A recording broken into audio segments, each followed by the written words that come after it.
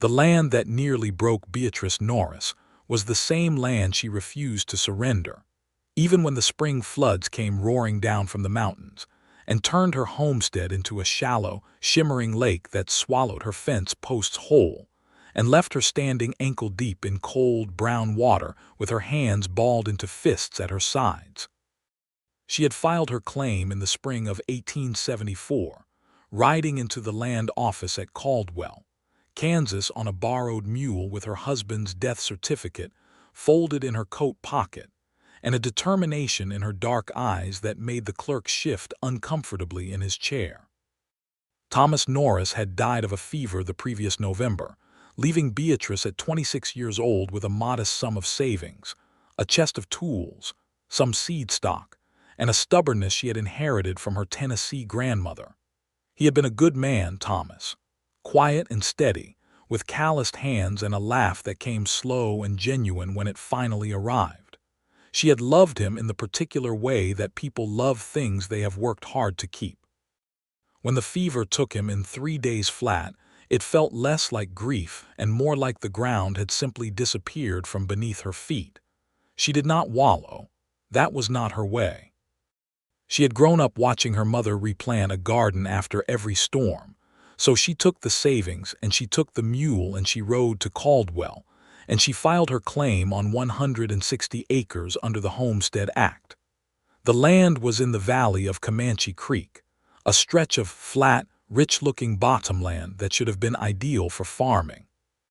The clerk, a pinched man named Dutton, had looked at her paperwork and then looked at her and said, with what passed for helpfulness in a man like him, that the Norris widow ought to know the bottomland flooded bad every spring when the snowmelt came down from the hills. Beatrice had thanked him and signed her name. She built what she could of a soddy through that first summer with the help of a neighbor woman named Clara Marsh, whose husband and 2 grown boys assisted with the heavier work in exchange for Beatrice's promise to share seed and labor come planting time. The house was modest and solid, set on a slight rise in the middle of the property. She dug a kitchen garden behind it and put in her first vegetable beds. She planted wheat on the eastern portion of the acreage where the ground drained best. She worked from before sunrise until the dark came down, and she fell asleep every night so tired that grief hardly had room to find her. Then March came and the snow from the hills came with it, pouring off the slopes in great brown sheets of cold water, and Comanche Creek jumped its banks and spread out across the whole lower third of her land. It swallowed the newly turned furrows. It drowned the winter wheat she had managed to get in. It left behind a skin of silt and debris when it finally receded in late April, and she stood in the middle of it and looked at the ruined ground and said nothing at all for a long time. The Marsh family felt sorry for her. Clara brought a pot of venison stew and sat with her at the table inside the soddy and said, carefully, that maybe the land was not suited to farming. That maybe Beatrice ought to consider letting the claim go. Beatrice ate the stew and said she would think on it. She did not think on it. She thought instead about what her grandmother would have said, which was that water is not your enemy if you know how to speak to it. She did not know how to speak to it yet, but she intended to learn. It was this intention that brought her, on a Tuesday morning in late April of 1874, to the property line between her land and the spread that sat on the northern slope above hers, where a man named Isaac Walker had been running cattle for 3 years on land he had purchased outright rather than claimed. He was 29 years old, though she did not know his age then. What she knew about him was limited to what Clara had mentioned in passing, which was that he was a serious man, quiet, kept mostly to himself, and that he had grown up somewhere in Missouri before the war had scattered his family to different corners of the country. He had come to Kansas with a small herd and a knowledge of land and water that people around Caldwell found useful enough to comment upon. His pastures drained well.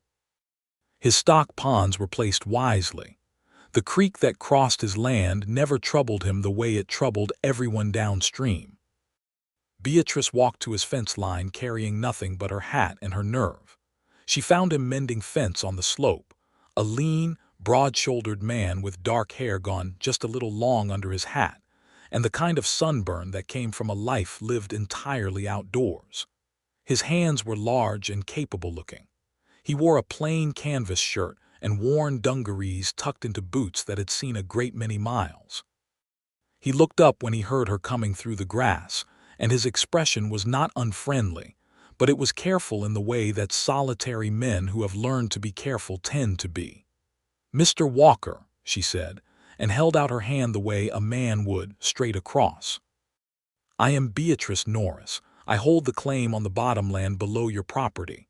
He looked at her hand for just a moment, which she thought might have been surprise rather than rudeness, and then he shook it. His grip was firm and honest. "I know who you are," he said, "Mrs. Norris." "Then you probably know my spring flood problem," she said. Something shifted in his expression, not quite a smile but close to one. "I might know something about that." "I would like to hear it," she said. He set down his fence pliers and looked out over her land below them, squinting a little against the morning light. From up here on the slope, she could see exactly how her land lay, how the creek bent toward the lower corner, and how the water would have no choice but to pool in that natural depression in the middle of the field. She had never seen it from this angle before. It looked obvious from up here, the problem and possibly the solution both, if only she knew enough to read what the land was showing her. "Your trouble," Isaac Walker said, after a long moment in which he seemed to be choosing his words the way a man chooses tools with deliberate care, "is that you have no place to send the water. It comes down off the hills, hits your flat ground, and it has nowhere to go, so it just sits. You need to give it somewhere to go." "A channel," Beatrice said. He looked at her then, and this time it was a real look, the kind that takes a person's measure honestly. "A channel," he agreed, "or more than one. You cut a main ditch from the bend in the creek down to the southeast corner of your property where it drops toward the draw. Give the overflow a road to run. Then you cut lateral ditches off it and use that water instead of fighting it." "Use it," she said slowly. "A flood is just irrigation that has not been organized yet," he said. She stood very still with the April wind moving through the grass around them, and thought about those words with the whole of her attention, the way she had learned to give her whole attention to things that mattered. A flood is just irrigation that has not been organized yet. She looked down at her ruined wheat ground and her soggy bottom field, and she thought about what it would mean to redirect that water rather than endure it. "How deep would the main ditch need to be?" she asked. He seemed mildly surprised that she went straight to specifics. He told her. He told her about the width too, and about how the slope of the land would do most of the work for her if she used it right, and about how certain grasses planted along the ditch walls would stabilize the soil and keep the channel from collapsing inward. He talked for perhaps 20 minutes, standing at his fence line with the morning light moving across his face, and she listened to every word with the concentrated attention of a woman who understood that information was a resource as valuable as seed or water or land. When he finished, she said, "Would you be willing to come and look at the ground itself? I want to know where you would start the cuts." He was quiet for a moment. Then he said, "I can come down Saturday morning if that suits." "It suits," she said. "Thank you, Mr. Walker." She walked back down the slope to her land and stood in the middle of her ruined wheat field with water still standing in the low spots, and for the first time since March she felt something that was not despair. It was closer to possibility. She had learned from her grandmother and from Thomas and from the hard, plain fact of her own life that possibility was enough to work with. You did not need certainty. You needed possibility and the willingness to put your back into it. Saturday came bright and dry, the kind of Kansas morning that seems to apologize for the mud of the weeks before, with a wide blue sky and a warm south wind that smelled of new grass. Beatrice was up before dawn, not from anxiety but from the deep habit of work, and she had already walked her property twice by the time Isaac Walker arrived on horseback just after sunrise. He rode a good solid bay horse, and he had a worn leather saddlebag over one flank that turned out to contain a surveyor's level, a length of rope knotted at regular intervals for measurement, and a small notebook he used to sketch the land as he looked at it.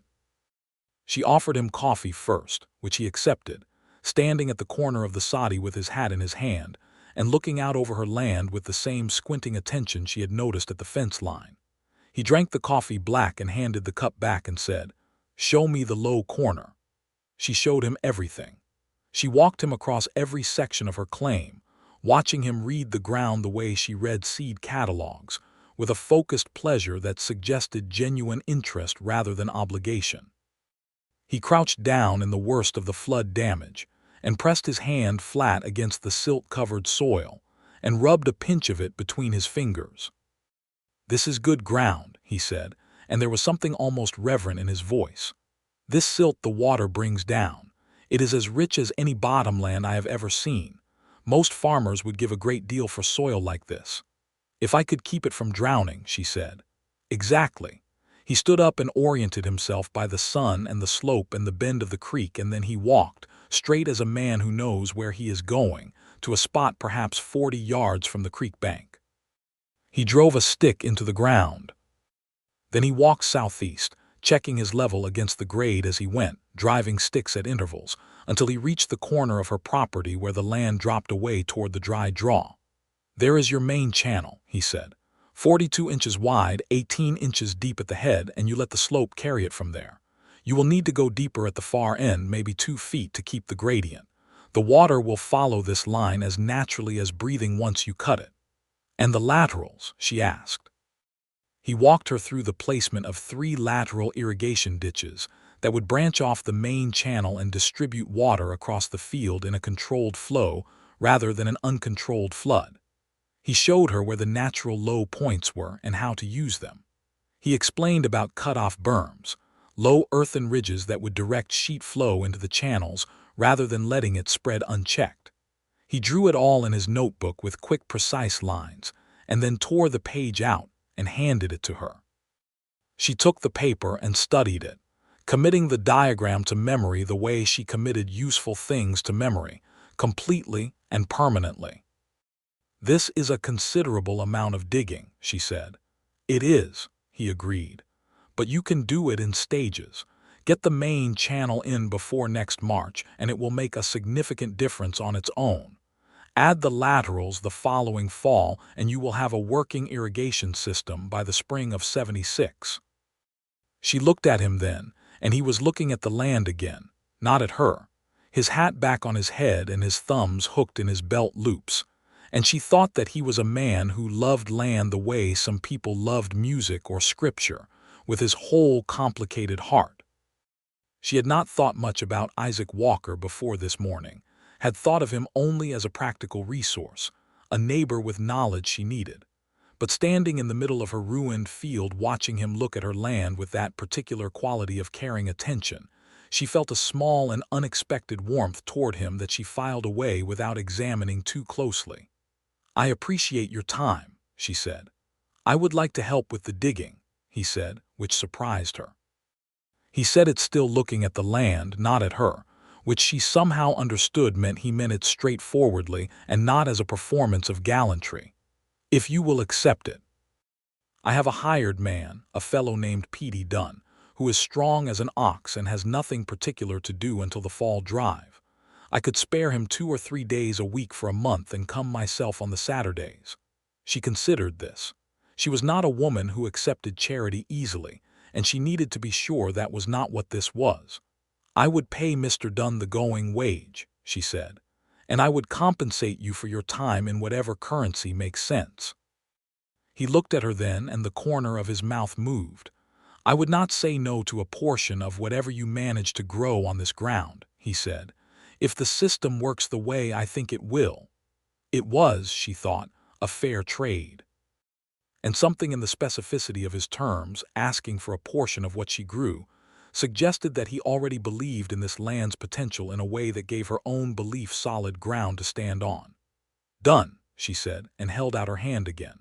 He shook it, and this time he smiled outright, brief and genuine, and she noticed that it changed his whole face, made it younger and less guarded, and she thought in the small, honest part of her mind that it was a very good smile. The digging began the first week of May. P.D. Dunn turned out to be a short, enormously broad young man of perhaps 20 years with an easy good humor and an apparently limitless capacity for physical labor. He arrived with 2 spades, a mattock, and a pickaxe, and he attacked the ground with the cheerful energy of someone who simply liked to dig. Beatrice worked alongside him every day, matching his pace as best she could, and she found that her own strength was considerable when she stopped worrying about whether it was enough. Isaac Walker came on Saturdays, and on those days the work had a different quality. He was precise and observing where Petey was enthusiastic and energetic, and the combination was effective. He checked the grade of the channel with his level as they progressed, made small corrections to the line, explained his reasoning in the direct, quiet way he had. Beatrice listened and learned and asked questions that he answered without condescension, which she appreciated more than she let on, because she was accustomed to men explaining things to her, as though she were a bright but limited child. On the 3rd Saturday, working along the main channel line with the afternoon heat pressing down and the prairie smelling of baked grass and dust, P.D. Dunn went back to Isaac's place for more tools and left them working side by side at the head of the channel for 2 hours alone. The work was quiet except for the sound of spades in earth and the wind and the distant calling of meadowlarks, and Beatrice found the quiet comfortable rather than awkward, which told her something about the quality of the company. "Did you grow up farming?" she asked after a while, the way questions come out when you are working alongside someone and the work has made you easy together. He was quiet for a moment, turning a spade of earth. "My father farmed in Missouri," he said. "I grew up learning land. The rest of it I learned out here. The rest of it meaning the cattle and the water systems," he said. "I had a neighbor in my first year out here, old Tejano rancher named Señor Diaz, who had been moving water around dry country for 30 years. He taught me most of what I know about irrigation. Said his family had been doing it since before anyone alive could remember. Old knowledge." He paused. "Good knowledge."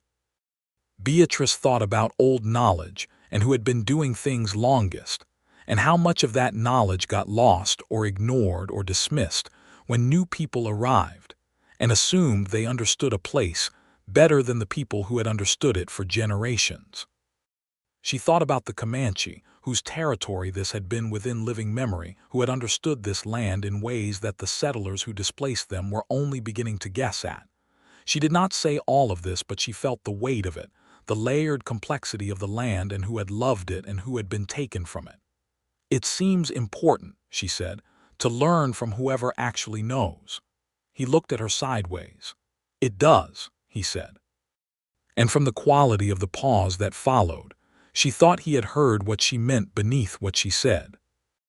The main channel was complete by the end of June, a clean straight cut in the earth that ran from the creek bend to the southeastern corner of the property, exactly as his diagram had shown. Beatrice walked its length on a still June evening and found it beautiful in the stark utilitarian way that useful things are beautiful.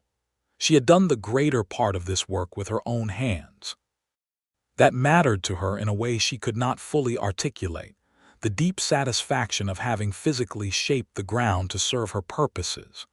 She planted sorghum on the reclaimed lower ground in late June, knowing it was late in the season but wanting to see what the soil would do. She also extended her kitchen garden substantially, adding rows of beans, squash, sweet potatoes, and a large bed of late-season tomatoes.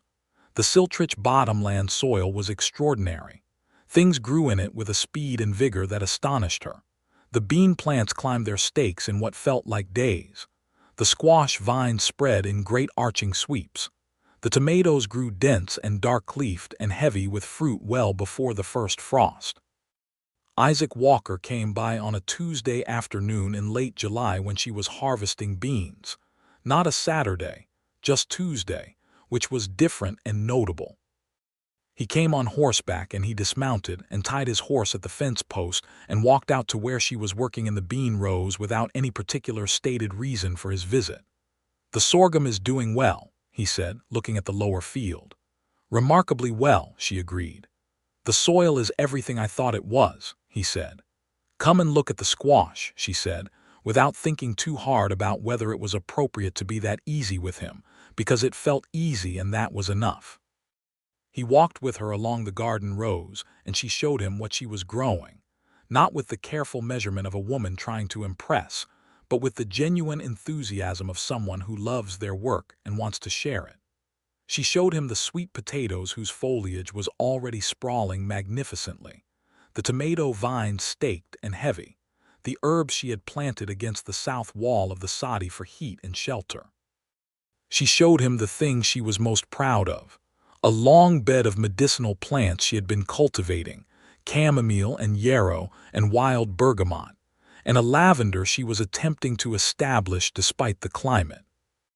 He stood and looked at all of it with the same attention he gave to the land's water and slope, seriously, with interest and respect, and she felt, standing beside him in the late July sun with the smell of tomato vines and warm earth all around them, a happiness that was the first uncomplicated happiness she had felt since Thomas died. Not the complicated happiness of survival or accomplishment, but the simple pleasure of being exactly where she was with exactly who she was with, doing what she loved. "You are a real farmer," he said, quietly and directly, and she felt those words settle into her chest like something she had been waiting to hear without knowing she was waiting. "I am," she said. He stayed for supper that evening, which he had not planned to do, and she had not planned to offer, but which happened naturally when she put a pot on for herself, and he showed no signs of wanting to leave, and she thought of her grandmother again, who said there was no finer courtesy than feeding someone who was hungry. She made cornbread and beans with salt pork and a tomato salad with fresh herbs, and they sat at the small table in the soddy in the last of the evening light and ate together. The conversation was different at the table in the interior space than it was out in the open ground. It was more personal. He told her about his family, the two brothers who had gone different ways during the war, one to the Union and one to a grave at Chickamauga, and how that had dismantled something in his father that never fully repaired. He told her about coming west after the war with almost nothing and working his way from hired man to cattle driver to the purchase of his own land. He told it plainly, without self-pity or false modesty, and she listened the way she listened to the land, with her whole attention. She told him about Tennessee and her grandmother and the garden she had grown up in, following her grandmother's hands through the rows, learning the names and uses of everything.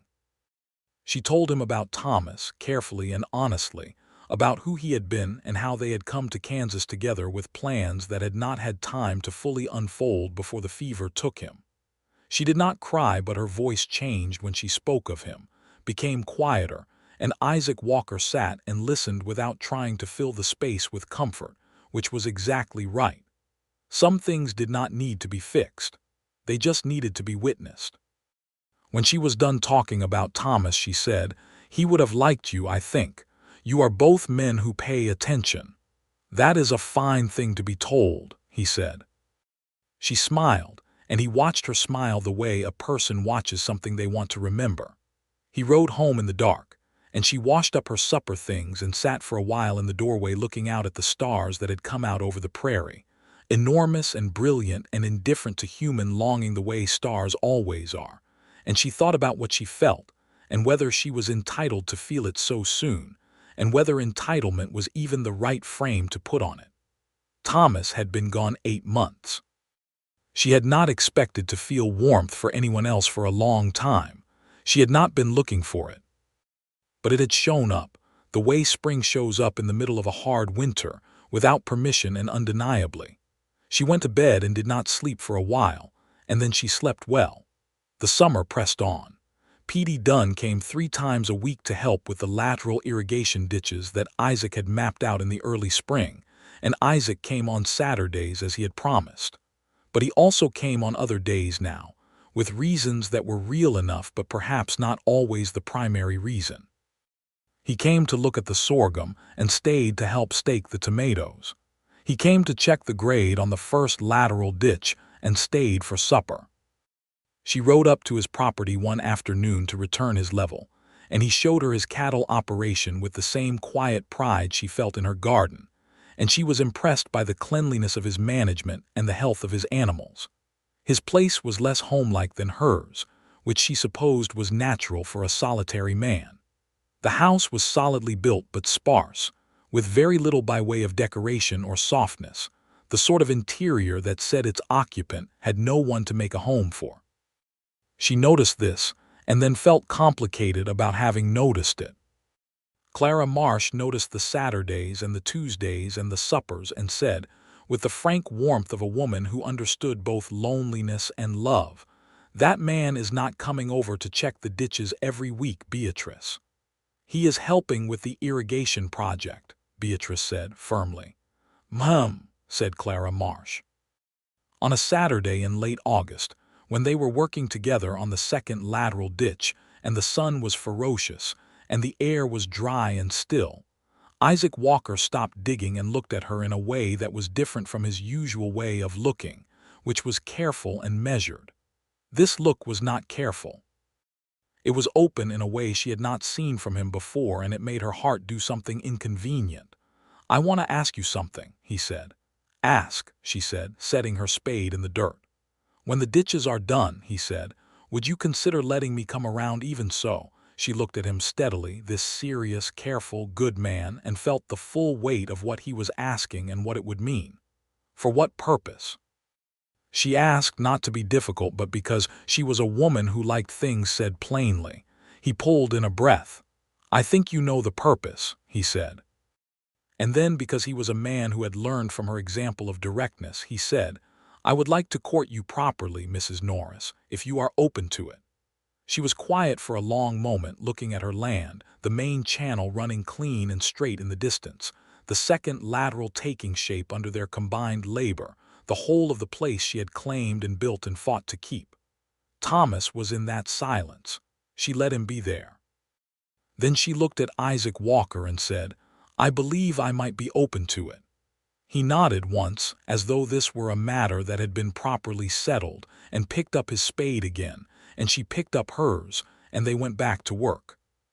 But the quality of the air between them had changed in the way that air changes after a storm passes, and before the full clarity comes, suspended in a clean particular brightness that was better than what had been there before. Clara Marsh said she had known it all along. The fall came in on a cool northwest wind, and the harvest that Beatrice brought in from her bottomland that first season was extraordinary. The sorghum came in heavy and healthy. The beans had produced well beyond what she had planted for. The squash kept appearing in the garden long after she thought it was done. The sweet potatoes, when she dug them, were large and numerous, and stored beautifully in the cellar she had dug on the north side of the soddy. The tomatoes she had canned, jar after jar of them, standing in gleaming rows on the shelf.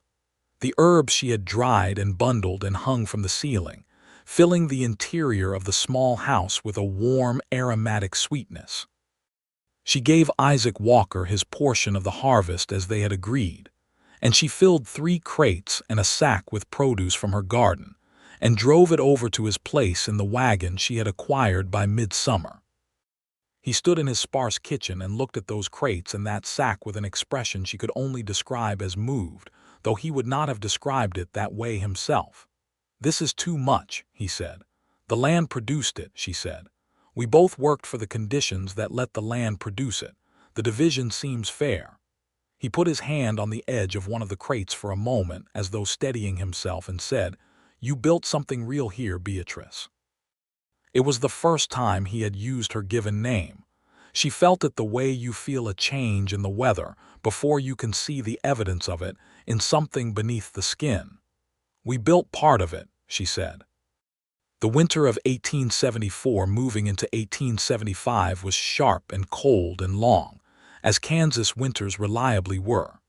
The prairie hunkered under snow that came and stayed, and the wind moved across the flat land without mercy.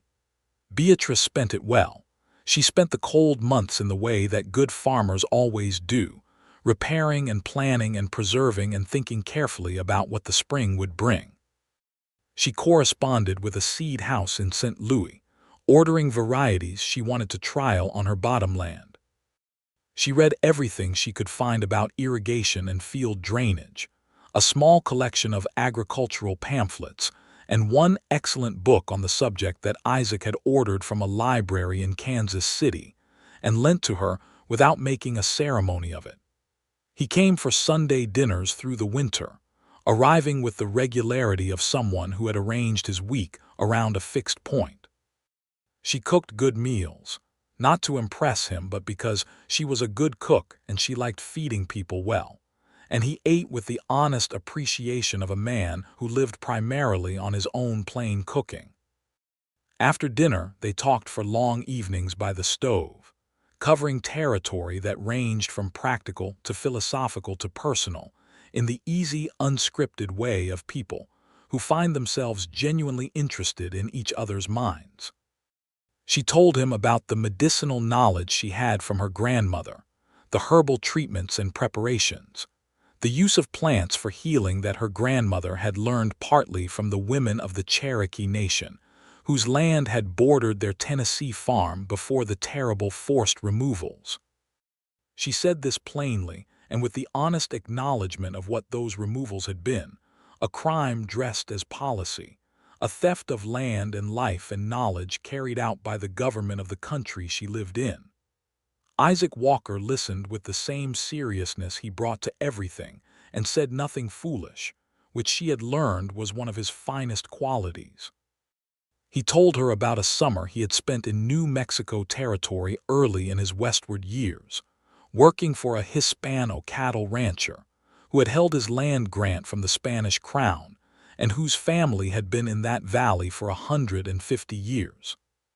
He spoke about how that family's knowledge of the land was inseparable from the land itself, built into it over generations, and how the Anglo settlers flooding in after the war were displacing them with legal maneuvers and violence, and a kind of casual certainty of entitlement that he had found troubling even then, when he was young and still sorting out what he believed. He said he thought about that family when he thought about Señor Diaz teaching him about water management, about how what felt like generosity from one direction looked from another direction like a transmission of knowledge that might not otherwise survive into the new arrangement of things. These were not the conversations she had expected to have with a cattleman in Kansas, and she felt in having them the particular pleasure of being surprised by someone in the best possible direction. In January of 1875, on a Sunday afternoon after dinner, when the snow was falling in small dry flakes against the window glass, and the stove was warm, and the oil lamp cast its amber light across the table, Isaac Walker reached across the table and took her hand. He did it simply, without preamble, the way he did things directly and honestly, and his hand was warm and large, and she felt every callus and every line of it. "I am falling in love with you," he said, in the same voice he used for every important thing he said, level and clear and entirely serious. She looked at their joined hands. She looked at his face. She thought about Thomas, who she had loved and lost and would carry always, and she understood now that loving one person did not diminish or displace the love you had carried for another, that the heart was not a small fixed vessel that could hold only so much but something that enlarged with use, the way good soil deepens with cultivation. "I believe I am falling in love with you too," she said, "and that frightens me somewhat." "It frightens me considerably," he said. "Because of what it means if something goes wrong," she said. "Yes," he said, "and because of what it means if everything goes right." A pause. "Both prospects are somewhat terrifying." She turned her hand over in his and held it properly and said, "I think it is probably worth being terrified for." He looked at her with that open look he had, the one she only saw when he was not being careful, and she thought that she had not been wrong about his smile transforming his face. But it was this unguarded look that she loved most, the one that showed what was beneath all the steadiness and quiet precision, which was a heart that felt things deeply and had not had enough people to show itself to. The second spring came like a test. February gave way to March and the snowpack on the hills was considerable, having built through a colder and snowier winter than the previous year. Beatrice watched the sky and the hills and the creek with a vigilance that was only partly anxiety and mostly scientific attention. She had done the work. The main channel was cut and clean, the banks stabilized with the grass she had seeded along them in the fall. The first lateral was in. The second was partially complete. The earthen berms were built along the northern edge of the lower field. When the melt came, it came fast and hard. Comanche Creek rose dramatically in the space of 3 days and jumped its banks with the aggressive confidence of water that has done this every year for 1,000 years and sees no reason to stop. The floodwater hit Beatrice's upper field edge, and the berms turned it toward the main channel, and the channel took it. She stood at the head of the main ditch in her boots and her barn coat and watched 2 years of labor and planning perform exactly as designed, the water rushing down the channel in a controlled, purposeful flow, brown with silt and cold with snowmelt, cutting toward the southeastern corner of her property and disappearing into the draw. Some overflow spread onto the lower field because the volume was greater than they had quite prepared for, but it spread evenly and shallowly and drained within 2 days. The wheat she had planted on the upper ground did not drown. The lower field took a light silt deposit and nothing worse. Isaac Walker had ridden down from his property the first morning of the flood and stood beside her at the head of the main channel, and when the water took the channel and ran where it was supposed to run, he made a sound that was almost a laugh, quiet and satisfied, and she turned and looked at him with a face that was full of something she did not try to moderate. "It works," she said. "It works," he said. She did something then that she had not planned or calculated.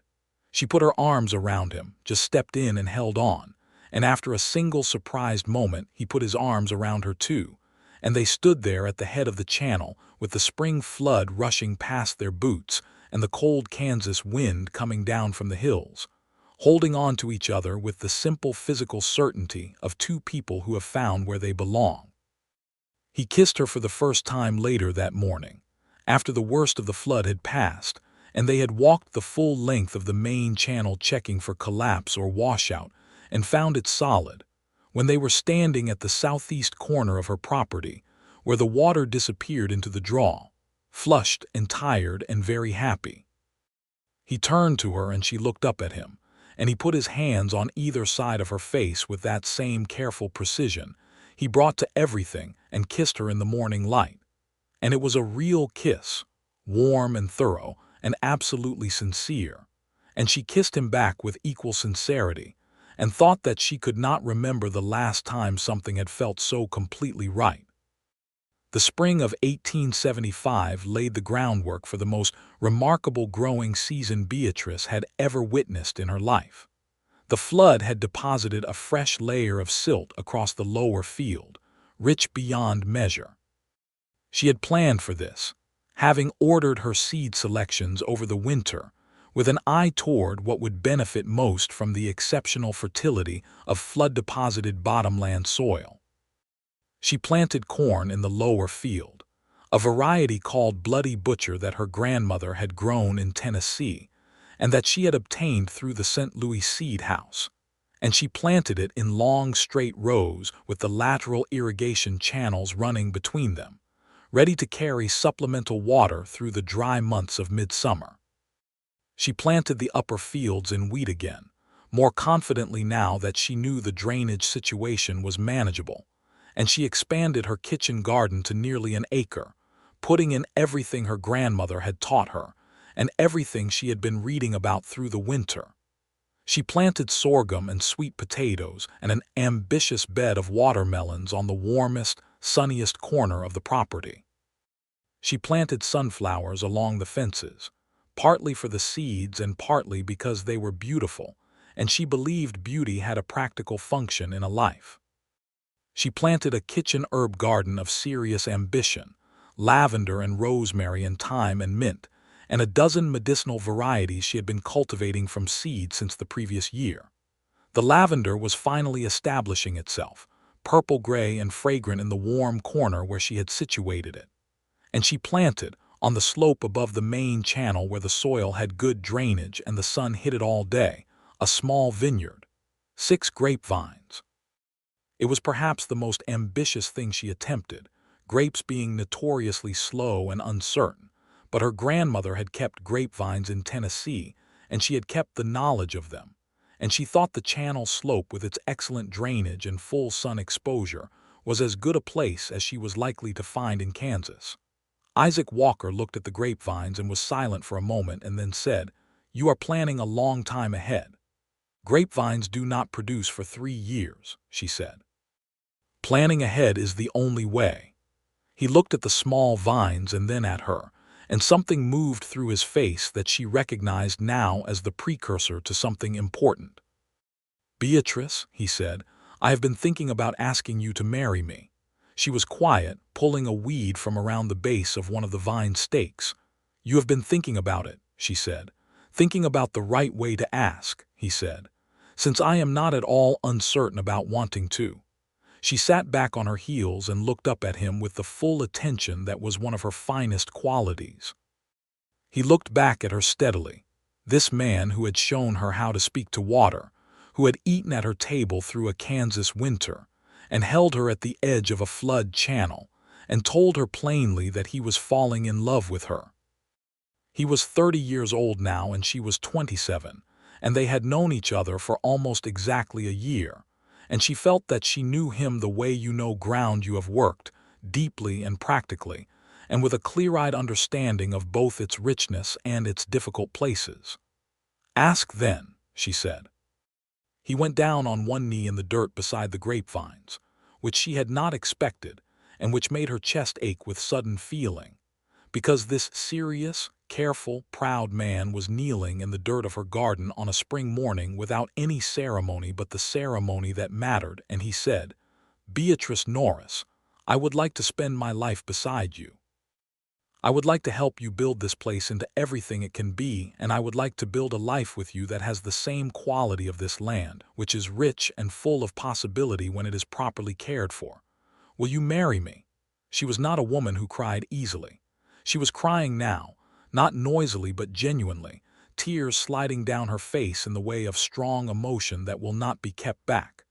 "Yes," she said simply. And then she laughed, because the combination of tears and laughter was apparently her response to the largest moments, and she reached out and took his face in her hands the way he had taken hers by the flood channel and kissed him once, firmly. He stood up from the dirt, and she stood up beside him, and they looked together at the 6 small grapevines in the warm Kansas spring morning, and she thought about 3 years from now, about the grapes they would harvest together from these plants, about what they would make from them, and who they would be by then, about all the seasons of careful tending and good growth that lay between this moment and that one, and she felt something she could only call joy. They were married in June of 1875 by the circuit preacher who came through Caldwell on his regular rounds, in a ceremony held outdoors on Beatrice's land, because she felt strongly that the place where she had built something was the right place to make this particular vow. Clara Marsh stood with her, and Petey Dunn stood with Isaac, and a small collection of neighbors came out on a clear Saturday morning that smelled of dry grass and wildflowers and the distant salt of the creek. Beatrice wore a dress she had made herself from good blue wool she had been holding back for an occasion worth its use, and Isaac Walker wore his good coat and a hat that was noticeably newer than his working hat, and they stood together in the June sunlight and said the words in front of the circuit preacher, and in front of their neighbors, and in front of the land itself, which she always felt was the truest witness anyway.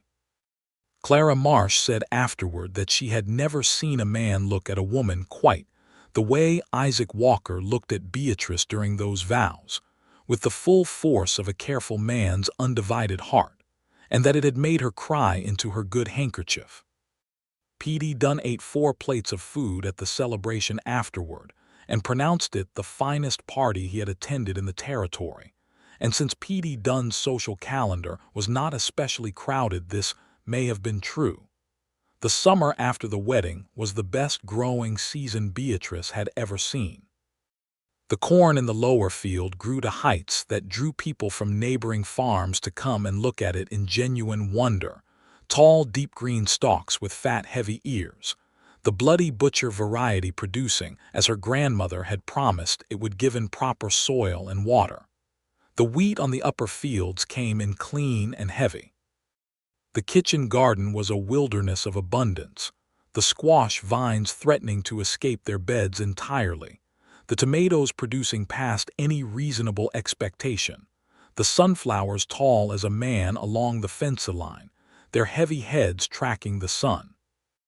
Isaac had begun with her agreement to run a portion of his cattle herd on the eastern section of her property, the part that was not under cultivation, which benefited both the cattle, who had access to the creek, and the land, which received a natural fertilization. They were combining their operations in a practical and gradual way, beginning to plan together as a single unit rather than two neighboring individuals, and she found that this felt not like the surrender of independence she might once have feared, but like the multiplication of capacity. Two people who were each capable were more than twice as capable together. She moved her most treasured possessions to his house, which was larger and sturdier than the soddy, and together they worked through the late summer and fall to make it properly into a home. She brought her herbs and her good pot and her grandmother's quilts.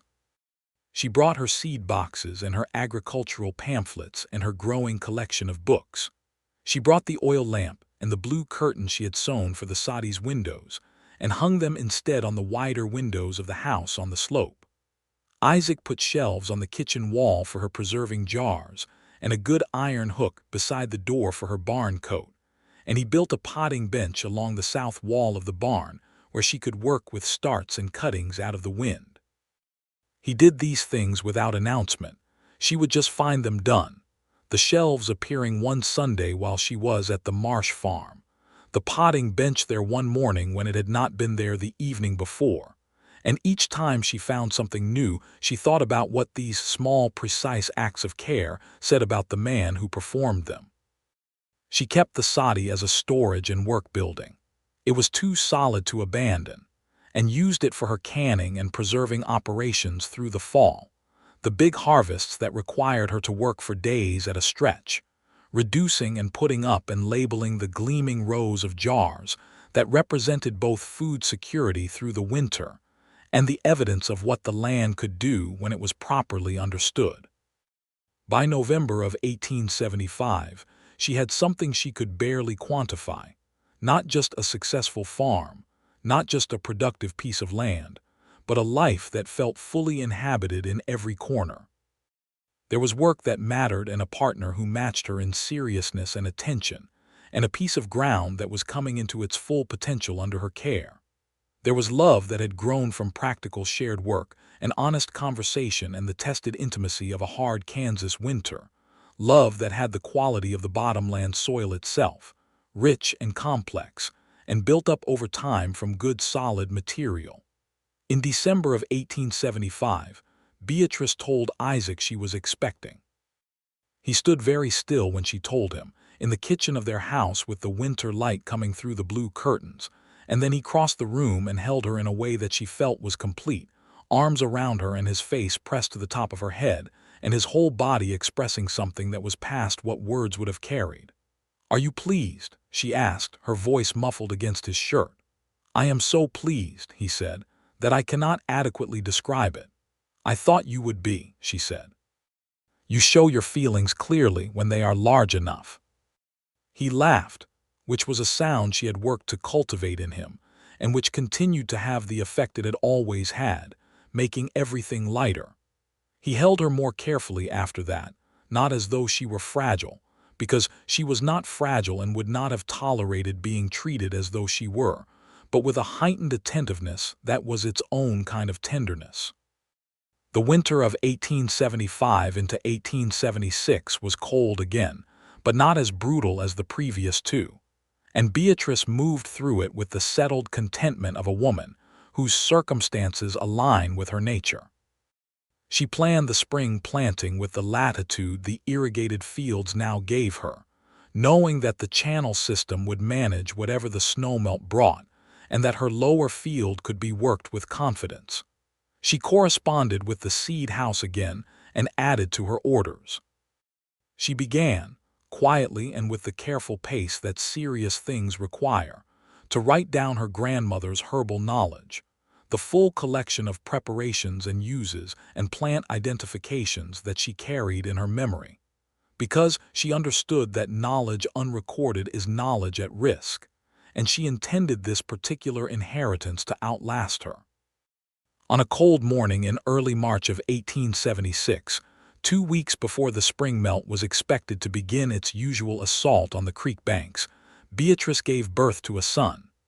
The labor was attended by Clara Marsh, who had experience enough from her own 3 children to serve as midwife, and it was long and hard and thoroughly worthwhile.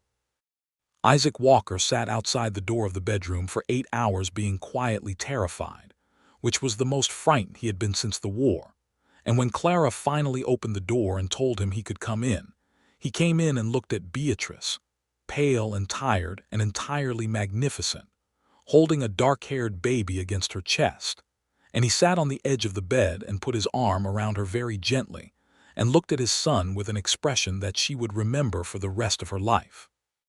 "He looks like you," she said. "God help him," Isaac said, which made her laugh even though laughing was not comfortable yet. They named him Thomas Isaac Walker, Thomas for her first husband who deserved to be remembered in something living, and Isaac for his father. And the naming felt right to her in a way that surprised no one who knew her and her capacity for holding 2 true things at once.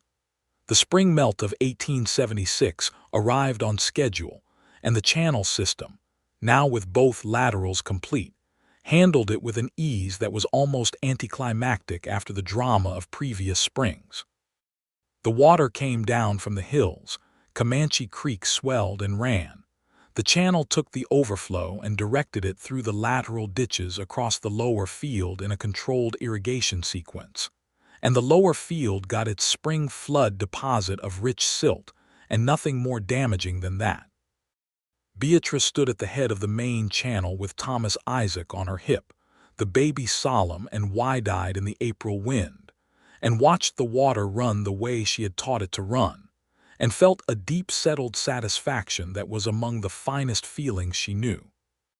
Isaac stood beside her with his arm around her waist and looked at the channel and the field and his son and his wife and said, quietly, "We did this." "We did," she said.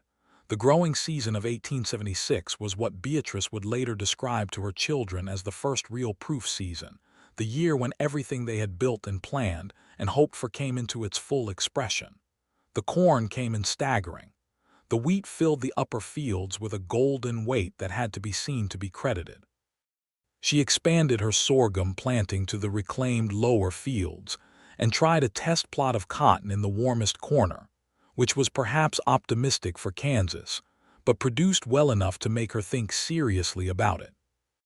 The kitchen garden expanded again. She could not seem to stop expanding it.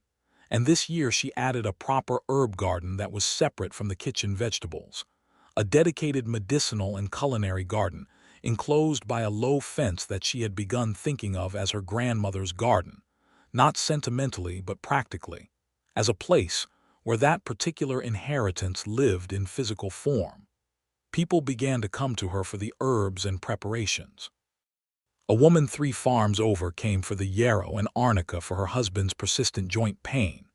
A family on the far side of Comanche Creek sent their eldest daughter to buy chamomile for her mother who could not sleep. The Caldwell General Store asked Beatrice if she would consider supplying dried herbs on a regular basis, which she agreed to, and which became a modest but real income stream separate from the grain harvest. This felt significant to her, that the garden was not only feeding her family but extending into the community as a practical resource. Her grandmother would have recognized this.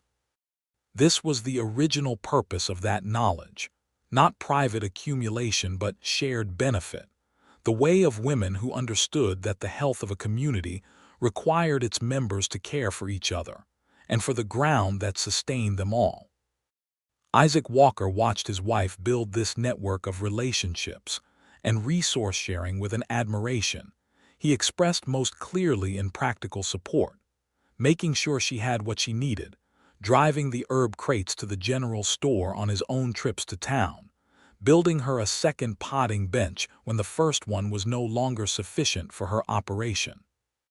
He was not a man who praised excessively, and she did not need excessive praise, but he told her what he observed and what he valued, and what he told her consistently was that she was doing something important and doing it well.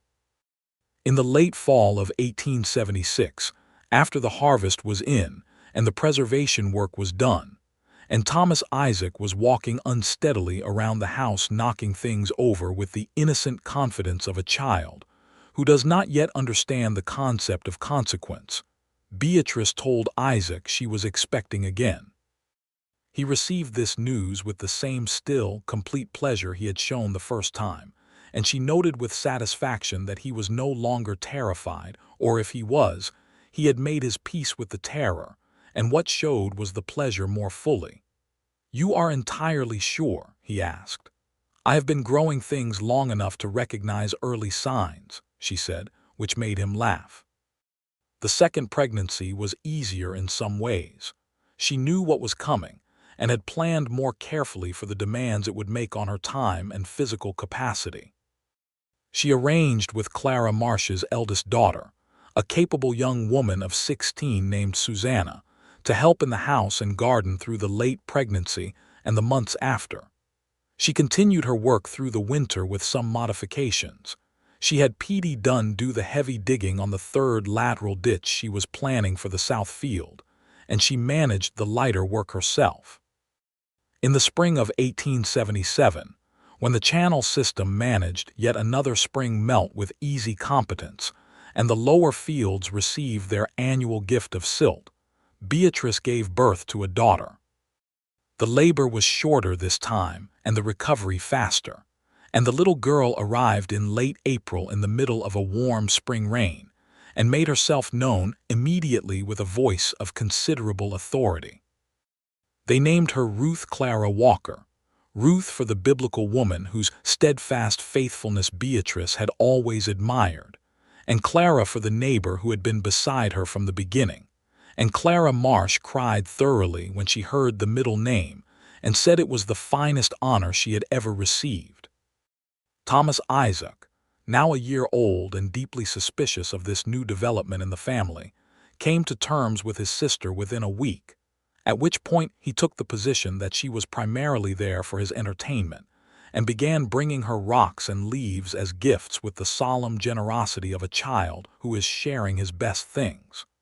The years from 1877 forward were years of consolidation and deepening.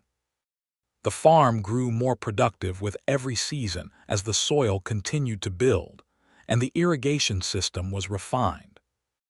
The third lateral ditch that P.D. Dunn dug that spring opened up an additional 30 acres of lower ground to controlled irrigation, and Beatrice used it for an experimental plot of vegetables grown for market rather than home use, a commercial garden operation that supplied the hotel in Caldwell, and 2 mercantile stores with fresh produce in season.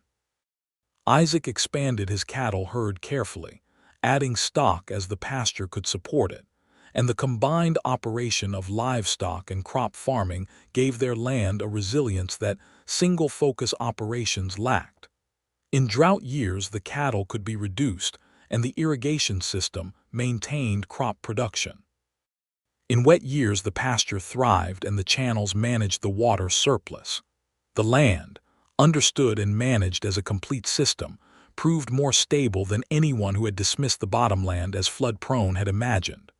There were difficult things, because there are always difficult things in a life lived in full. In 1877, a neighbor family lost their house and most of their livestock to a fire that started in a dry August wind. Beatrice and Isaac gave what they could and organized help from other neighbors with the practical efficiency of people who understood that community was not a sentiment but a structure, requiring maintenance and contribution to function. They helped rebuild. They shared seed and food and labor. This was how they understood living in a place, as participation in something larger than their own acreage. In 1878, there was trouble at the edge of their county when a dispute over a land claim turned violent between two farming families. No one died, but a man was badly hurt, and the legal proceedings that followed consumed months and considerable community energy. Isaac gave testimony that helped settle the matter fairly, and Beatrice found herself attending the hearings and observing with the close attention of a woman who understood that legal systems were the architecture of justice, and that their quality depended on the people who engaged with them honestly. There was the ongoing, unresolved sorrow of what was being done to the Comanche and other Plains peoples in the name of settlement and progress, the military campaigns that were rolling through the territory during these years, the forced removals, the reservation confinements, the deliberate destruction of the buffalo herds that were the foundation of Plains life. Beatrice did not pretend this was not happening. She talked about it with Isaac and with Clara, and she wrote about it in the journal she kept, plainly and with the moral clarity of a woman who had enough knowledge of unjust displacement to recognize it in any form. She could not stop it. She knew she could not stop it, but she refused to participate in the comfortable fiction that it was not happening or that it was anything other than what it was. These were things she taught her children, Thomas Isaac and Ruth Clara, from as early as they could understand. She taught them that this land had history before them, and that people had loved it and been taken from it, and that the proper response to that knowledge was to hold their own tenure on it with humility and responsibility rather than entitled triumph. Isaac Walker agreed with every word of this, and the consistency of what they taught their children, the alignment of their values on matters that required real clarity, was one of the things she loved most about their marriage. In 1879, the grapevines produced their first fruit. It was modest, as first fruit vintages always are, a small number of clusters on most of the 6 vines, but they were real grapes, dark and sweet, and full of everything the rich Kansas bottomland soil had been putting into them for 3 years. Beatrice harvested them on a September morning with Thomas Isaac, now 4 years old, helping in the way that 4-year-olds help with tasks they find interesting, which is to say with tremendous enthusiasm and variable effectiveness. She made from those first grapes a small quantity of grape jelly and a modest attempt at wine, the wine being an experiment she acknowledged might not succeed and which required patience over the following months to determine. The jelly was excellent. The wine, when she tasted it the following spring, was rough but genuinely itself, with the particular character of the soil and the climate in every mouthful. Isaac Walker tasted the wine on a March evening by the stove with his children asleep in the other room, and he was quiet for a moment, and then he said, "You planted those vines the spring we got engaged." "The day you asked me," she said. "I had just put them in." "And here we are," he said.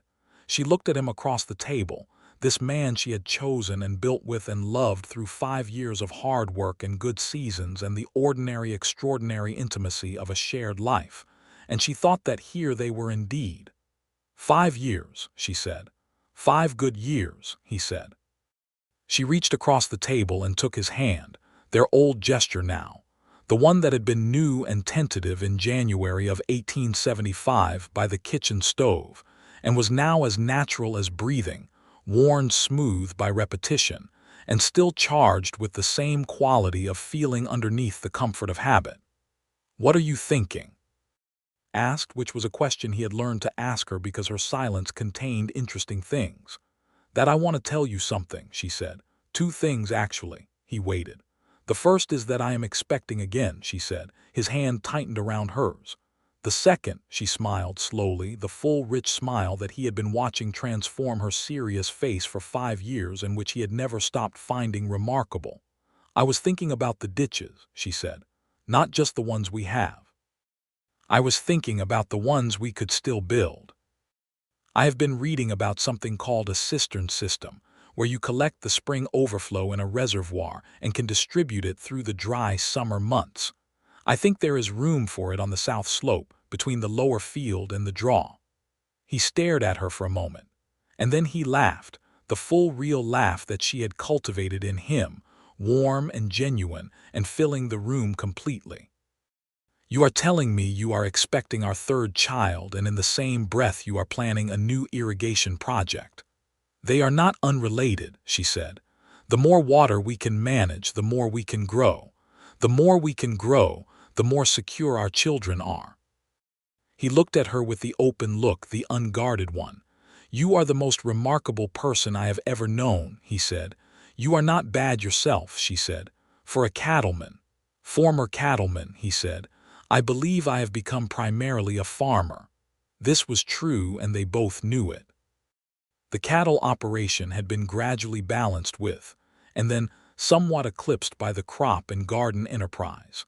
Not because Isaac had any less respect for cattle, but because the irrigated bottomland had proven so spectacularly productive that devoting more of his attention and labor to it was simply the logical response to what the land was showing them it could do.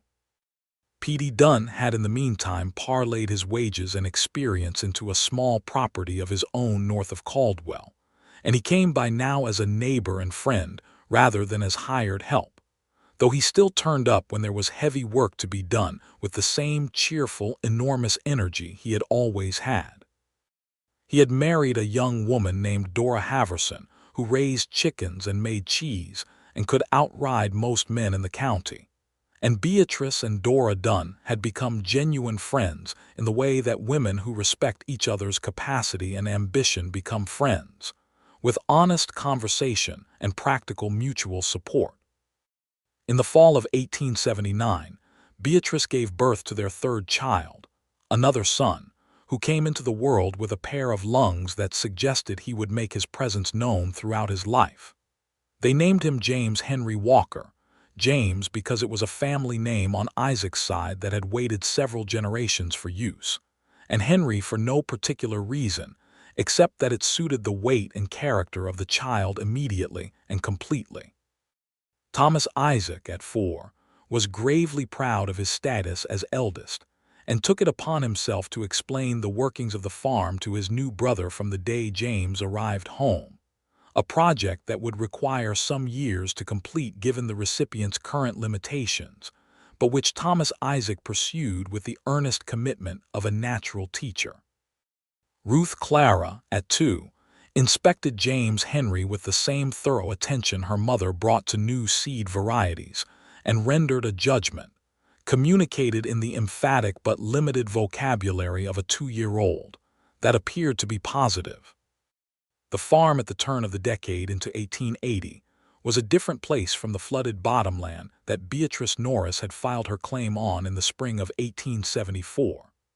The main irrigation channel and its 3 lateral branches now moved water across nearly half the property's total acreage in a controlled network that had been refined and improved season by season, until it functioned with the reliable elegance of a well-designed system. The South Slope cistern that Beatrice had proposed that March evening of 1879 was under construction, a substantial earthwork project that Isaac was managing through the fall, and that would give them, when complete, a significant reserve of spring flood water to distribute through the summer dry months. The lower fields produced corn and sorghum and vegetables of a quality and quantity that had given the Walker farm a reputation well beyond Comanche Creek. The upper wheat fields were consistent and well managed. The commercial vegetable garden supplied Caldwell and 3 other nearby towns. The herb garden had expanded into a genuine enterprise, with Beatrice's dried preparations and fresh seasonal herbs sold through 4 commercial outlets, and supplied to a doctor in Caldwell who had come to rely on several of her preparations as staples in his practice. The grapevines were in their 5th year of production and becoming genuinely interesting. Beatrice had been developing her winemaking knowledge through books and correspondence with a German-descended farmer in Missouri, who made excellent wine from Native American grape varieties. And the Walker Farm wine was improving with each vintage, developing the particular complexity that comes from soil that has been carefully tended and a grower who pays attention. She had also, in the fall of 1879, planted 6 more grapevines on the second-best spot on the slope, extending the small vineyard with an eye toward producing enough to actually sell. This was, as Isaac observed, consistent with her general approach to everything she planted, beginning with the minimum necessary to learn, and then expanding once she understood what the ground and the variety could do together. The house that had been Isaac's sparse bachelor establishment had become, over 5 years, a home in the fullest sense, warm and lived in, and full of the evidence of a life that was being actively used. The shelves Isaac had built held preserving jars from 3 seasons. The potting bench in the barn was so covered in seed trays and cuttings and botanical notes that there was no longer room for it to serve any other purpose. The walls of the main room held Beatrice's growing collection of books alongside the framed marriage certificate from 1875 and a watercolor painting of the farm that Clara Marsh's son-in-law, who had some artistic talent, had done for them as a wedding gift. Ruth Clara's rag doll sat on the kitchen windowsill. Thomas Isaac's collection of interesting rocks occupied a significant portion of the front porch. On a clear morning in the spring of 1880, with the 6th spring flood running clean and purposeful through the main channel, and the cistern construction well advanced, and the lower fields beginning to show the first green rows of corn pushing through the fresh silt topsoil, Beatrice Walker stood on the slope above her land and looked at everything she had built. The channel ran straight and true from the creek bend to the draw, the spring water coursing through it with the quiet confidence of water that knows where it is going. The lateral ditches branched across the lower fields, green already with the grasses she had planted along their banks, delivering the measured irrigation that turned flood into growth. The soddy, her first shelter on this land, stood at the edge of the kitchen garden serving its purpose as it had been repurposed to serve. The main house, Isaac's house that had become their house, sat on the higher ground with its blue curtains in the windows, and through those windows she could see, even at this distance, the morning light moving warm across the interior of the room where her children had been born. Isaac came up the slope behind her, carrying James Henry on his hip because the baby had developed an opinion about being put down that he enforced loudly, and he came to stand beside her and look out at the same view with the same unhurried attention. "The cistern will be ready before the dry season," he said. "The corn is already up," she said. "Wheat looks right," he said. "The lavender is coming up strong this year," she said. "I think the 5th winter was finally enough to truly establish it." 5 years of lavender, he said. 5 years of most things, she said.